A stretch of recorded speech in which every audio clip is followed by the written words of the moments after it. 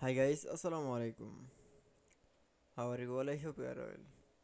Welcome back to my channel in this new video. Today's video, how to make a text box semi-transparent in Google Docs. So get it started. At first open your docs file. Firstly, create a text box. Then you can see and going to the insert menu option and click for the drawing option.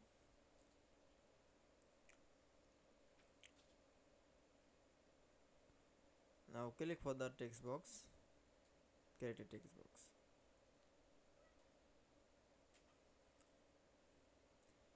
This text box is write your text.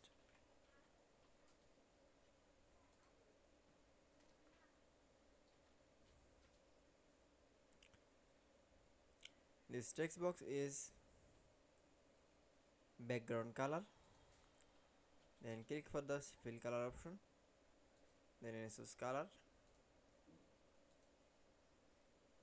and out borderline color.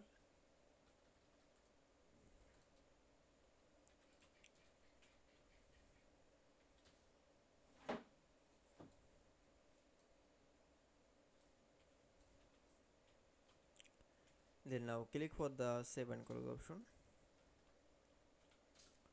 That's okay.